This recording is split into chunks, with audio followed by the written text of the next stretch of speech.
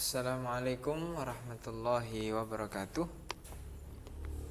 Alhamdulillahirabbil alamin wassalatu wassalamu ala asyrafil anbiya'i wal mursalin sayyidina wa maulana Muhammadin wa ala alihi wa sahbihi ajma'in. Amma ba'd.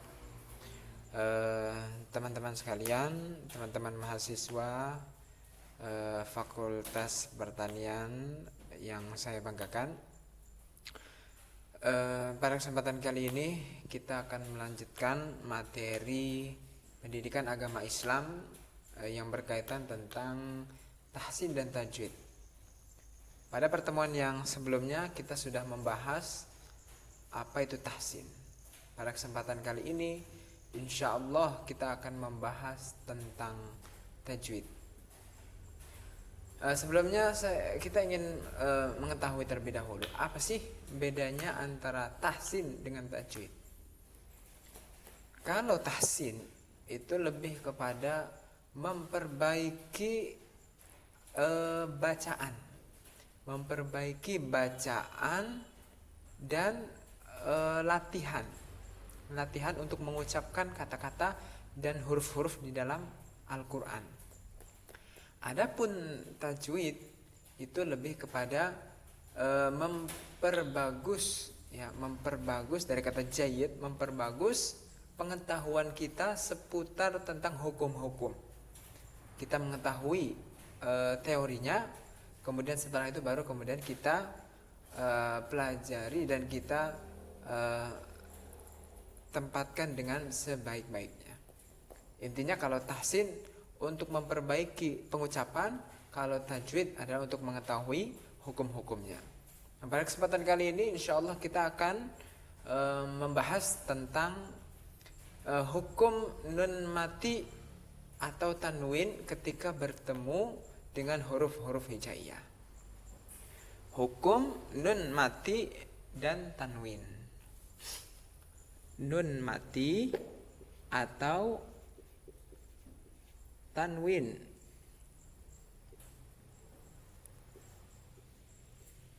Nah, nanti kita akan jelaskan.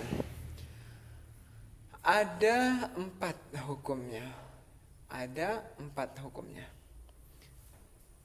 Yang pertama adalah hukumnya izhar.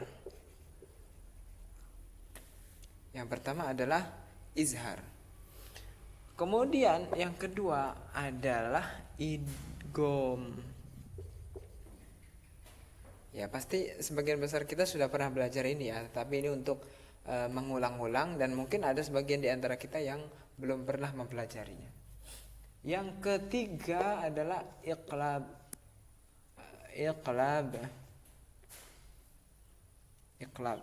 Yang keempat adalah ikhfa. Apa arti izhar? Izhar ini artinya jelas. Apa arti idgham? Idgham itu artinya masuk. Apa arti iqlab?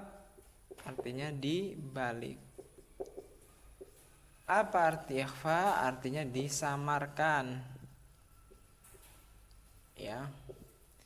Atau ini dimasukkan, atau ini dijelaskan dan sebagainya. Kita bahas izhar terlebih dahulu. Jadi izhar ini artinya jelas. Artinya nunnya ini adalah dibaca jelas. Nun matinya atau tanwinnya dibaca jelas. Kalau ini nun mati atau tanwinnya nanti dibacanya masuk kepada huruf setelahnya. Kalau yang iqlab, nunnya dibalik menjadi huruf mim. Kemudian kalau ikhfa disamarkan suara nunnya sekalian agak masuk dan membentuk langsung kepada huruf-huruf yang akan dibacanya. Kita jelaskan. Izhar hurufnya ada 6. Maksudnya apabila ada nun mati atau tanwin bertemu dengan 6 huruf ini, maka nunnya dibacanya jelas. Apabila nun atau tanwin setelahnya ada huruf 6 ini, salah satu dari 6 huruf ini, maka nunnya dibaca menjadi jelas. contoh. Nah, kita sebutkan dulu ya huruf-hurufnya.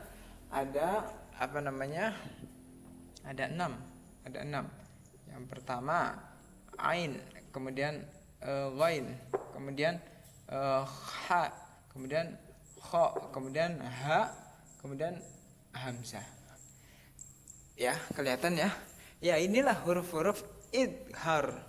Apabila nun mati ketemu dengan salah satu huruf ini, maka dibacanya nunnya dibaca jelas. Contoh, Allah Subhanahu wa taala berfirman di dalam Al-Qur'an, a'udzubillahi minasyaitonir. Contoh ya, ini contoh untuk izhar. Tusqa min ainin. Tusqa min ainin. Nah, ini ada huruf nun mati bertemu dengan huruf ain. Huruf ain itu adalah huruf izhar. Nah, ya kan, huruf izhar. Maka nunnya dibaca jelas. Tusqa min ainin, bukan mil ainin, bukan mi ainin. Salah. Yang betul adalah min ainin. Nah, ini contoh. Nanti silakan teman-teman cari sendiri contoh daripada izhar ini. Apabila nun mati atau tanwin bertemu dengan salah satu dari huruf ini. Langsung ke idgham. Apa sih idgham itu? Idgham itu artinya masuk. Nah, huruf-hurufnya apa aja? Huruf-hurufnya ada 6. Karena idgham dibagi menjadi 2. Idgham biguna dan idgham bila guna. Bigunah itu dengan menggunakan dengung, sedangkan kalau bila gunah tanpa menggunakan dengung. Hurufnya yang bigunah ada 4. Ya, nun, mim, waw. Yang bila gunah hurufnya ada 2, yaitu dan ada lam, ada ro. Nah, silakan nanti teman-teman cari ya. Intinya nun mati atau tanwin ketemu dengan salah satu dari 6 huruf ini, maka dibacanya masuk. Maka dibacanya adalah masuk. Contoh ya, contoh satu aja. May ya'mal.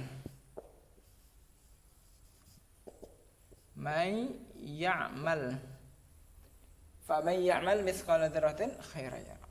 Nun mati bertemu dengan huruf ya. Ya, ya kan? Huruf ya. Nun mati bertemu dengan huruf ya. Maka dibaca dengan cara idgham atau dengan cara dimasukkan ke huruf. Artinya nunnya itu jangan dibaca jelas, man ya'mal, jangan, tetapi langsung masuk ke huruf ya. May ya'mal. Nah, demikian. Kemudian setelah itu iqlab. Iqlab itu apa? Iqlab itu dibalik. Hurufnya cuma 1. Yaitu hurufnya ba. Apabila nun mati atau tanwin bertemu dengan huruf ba, maka dibacanya iqlab. Nunnya bukan dibaca min, tapi dibaca ba, dibaca mim. Nah, contohnya mim ba'di ma, min ba'di, min ba'di. Nun mati bertemu dengan huruf ba. Lihat, nun mati bertemu dengan huruf ba, maka dibaca nunnya dibaca mim, mim ba'di. Ya, moga-moga teman-teman sekalian dapat memahaminya ya. Kemudian ikhfa. Ikhfa itu adalah huruf yang sisanya. Ini kan kita sudah sebutkan 1 2 3 4 5 6 7 8 9 10 11 12 13 14. 14 ya. 14 huruf.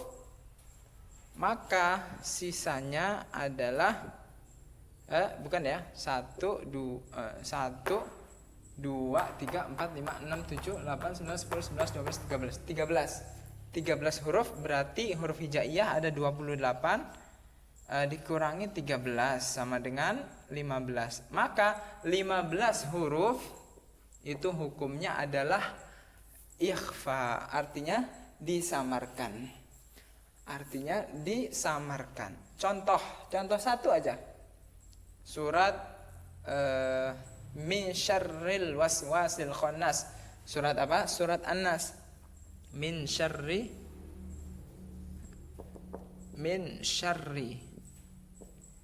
nun mati bertemu dengan huruf sya.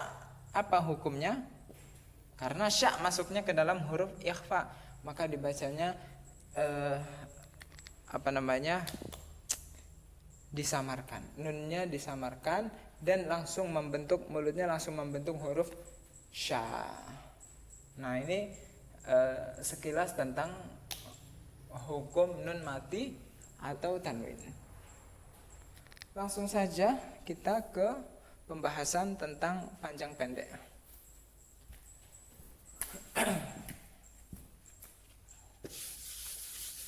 Panjang pendek.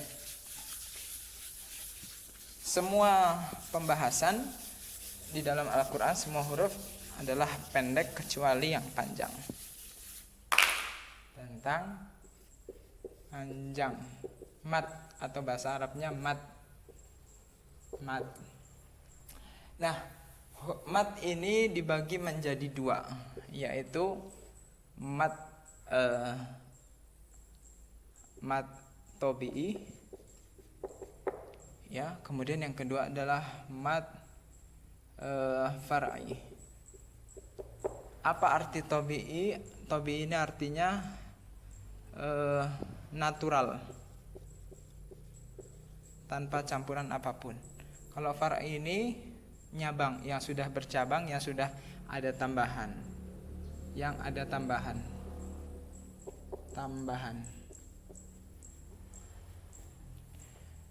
Kalau mad tabi'i, huruf mad ada, ya, huruf mad ada 3 ya. Huruf mad itu ada 3. Yang pertama a, ya, wa. Apabila sebelum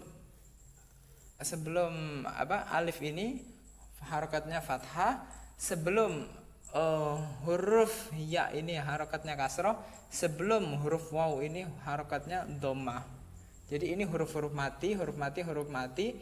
Sebelum a ada harokat fathah, sebelum ya ada harokat kasroh, sebelum waw ada harokat dhammah. Maka pada saat itu dibacanya panjang. Nah, ini hanya panjang saja. Contohnya adalah firman Allah Subhanahu wa taala, nuhiha.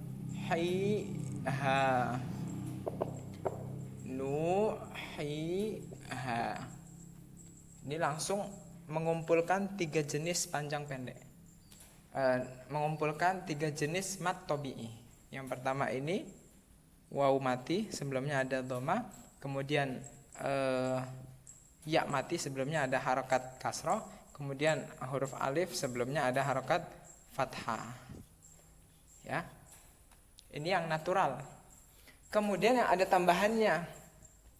Apabila huruf mad kemudian ada tambahannya setelahnya adalah huruf hamzah, maka dibaca ada 2, terbagi menjadi 2. Yang pertama adalah mad wajib, ya. Ini kita sebutkan yang sering-sering kita temui aja ya. Sebetulnya banyak pembagian daripada panjang pendek ini. Nah, kita bukan waktunya untuk membahas yang banyak itu, karena butuh waktu lebih lama lagi. Kemudian yang kedua adalah mad jaiz. Mad wajib dan mad jaiz. Tambahannya apa? Tambahannya adalah hamzah. Nah, jadi ada huruf yang panjang. Huruf panjang setelahnya ada hamzah. Nah, huruf panjang ya seperti inilah. Setelahnya ada huruf hamzah. Nah, dibagi menjadi 2, wajib dan jaiz. Apa bedanya wajib sama jaiz? Kalau wajib dia itu dalam satu kata. Kalau yang jaiz dalam 2 kata. Contoh, langsung contoh aja ya. Minas sama as-sama. Panjang kan? Sama. Kemudian setelahnya ada huruf hamzah dalam satu kata. Adapun yang ini contohnya adalah ya ayyuha.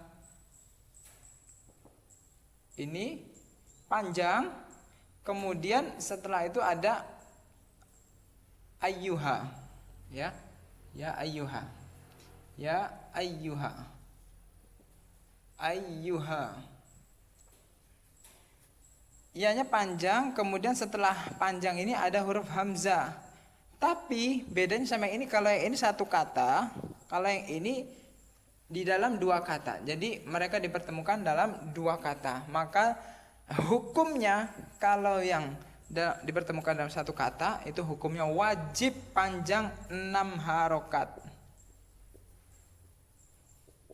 Kalau yang jaiz dalam dua kata ini artinya boleh pilih, boleh 2 harokat, boleh 4 harokat, boleh 6 harokat, boleh memilih. Nah, kurang lebih itu dulu, panjang pendek, kemudian tadi hukum nun mati dan tanwin. Semoga yang sedikit ini bisa bermanfaat. Billahi taufiq wal hidayah. Wassalamualaikum warahmatullahi wabarakatuh.